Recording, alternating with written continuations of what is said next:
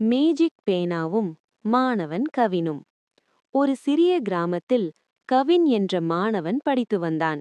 அவன் படிப்பில் சுமாரானவன்தான். ஆனால் வரைவதில் அவனுக்கு அதிக ஆர்வம் இருந்தது. ஒரு நாள் பள்ளி முடிந்து வீடு திரும்பும்போது சாலையோரத்தில் ஒரு பழைய பளபளப்பான கருப்பு நிற பேனா கிடப்பதைக் கண்டான். விந்தையான பேனா.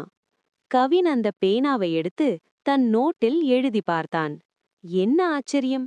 அவன் எதை குறித்து எழுதினாலும் அல்லது வரைந்தாலும் அது மிக அழகாக மாறியது. அவன் ஒரு சாதாரண பறவையை வரைந்தால் அது நோட்டிலிருந்து நிஜமாகவே சிறகடிப்பது போல் உயிர்ப்புடன் தெரிந்தது. கடினமான கணித சமன்பாடுகளை எழுதும்போது அந்த பேனா தானாகவே சரியான விடைகளை நோக்கி அவன் கையை நகர்த்துவது போல தோன்றியது. தவறான எண்ணம். இனி எனக்கு கவலையே இல்லை. இந்த பேனா இருக்கும் வரை நான் எதை பற்றியும் கவலைப்பட தேவையில்லை. தேர்வில் சுலபமாக வெற்றி பெற்று விடுவேன் என்று கவின் நினைத்தான். அடுத்த சில நாட்கள் அவன் பாடங்களை கவனிக்கவில்லை. எதையும் படிக்கவில்லை. அந்த பேனா அனைத்தையும் பார்த்துக் கொள்ளும் என்று நம்பினான். பாடம் புகட்டிய தேர்வு. மாதாந்திர தேர்வு வந்தது.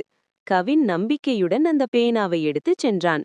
ஆனால் தேர்வு தாளில் எழுத தொடங்கிய போது ஒரு சொட்டு மை கூட வரவில்லை. அவன் எவ்வளவோ முயற்சி செய்தும் பேனா வேலை செய்யவில்லை. கவின் அதிர்ந்து போனான். தனக்கு தெரிந்த விடைகளை கூட அவன் சரியாக படிக்காததால் எழுத முடியாமல் தவித்தான். அப்போதுதான் அவனுக்கு ஒரு உண்மை புரிந்தது. உழைப்பு இல்லாமல் எந்த கருவியும் உதவாது. உண்மையான மேஜிக். தேர்வு முடிந்து சோகமாக திரும்பிய கவின் அந்த பேனாவை துடைத்துவிட்டு, நான் தவறு செய்துவிட்டேன், இனி நான் நன்றாக படிப்பேன் என்று மனதார நினைத்தான்.